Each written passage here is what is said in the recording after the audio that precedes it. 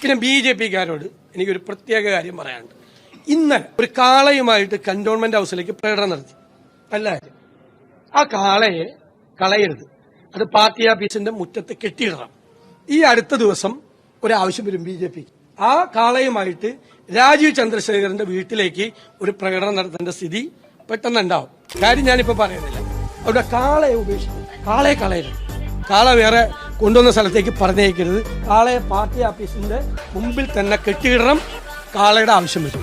ആ കാളയുമായിട്ട് എന്റെ വീട്ടിലേക്ക് പ്രകടനം നടത്തിയ BJP-കാരെ കൊണ്ട് ഞാൻ ആ കാളയുമായിട്ട് രാജീവ് ചന്ദ്രശേഖരന്റെ വീട്ടിലേക്ക് ഞാനൊരു പ്രകടനം നടത്തി. വെയിറ്റ് ചെയ്തതാണ്. പിന്നെ CPM-കാർ ഞാൻ എന്റെ ജസ്റ്റിസ് കണ്ടിട്ട് ഞാൻ ഭീഷണിപ്പെടുത്തുവാണെന്ന് നിങ്ങൾ വിചാരിക്കാം. അധികം കളിക്കരുത് ഈ കാര്യത്തിൽ. ഞെട്ടിപ്പോവും. അല്ല, വേണമെങ്കിൽ അങ്ങനെ എടുത്തോ. കേരളം ഞെട്ടിപ്പോവും. അതിൽ വരുന്നുണ്ട് ഇതുമായിട്ട്. അല്ല നോക്കും, വലിയ താമസമൊന്നും വേണ്ട. ഞാൻ പറഞ്ഞതൊന്നും വൈകാറില്ലല്ലോ. അല്ല വെച്ചോ. അല്ലല്ല, അതൊക്കെ ഇലക്ഷനൊക്കെ എത്ര ദിവസത്തേക്ക് ഇരിക്കും? ഒരുപാട് ദിവസമില്ല ഇലക്ഷന്. അത്ര ദിവസമൊക്കെ ഒരു കാര്യം പറഞ്ഞിട്ട് പോവാം. ഇത്രയും ദിവസം ഒന്നും പോകാൻ പാടില്ല. അല്ല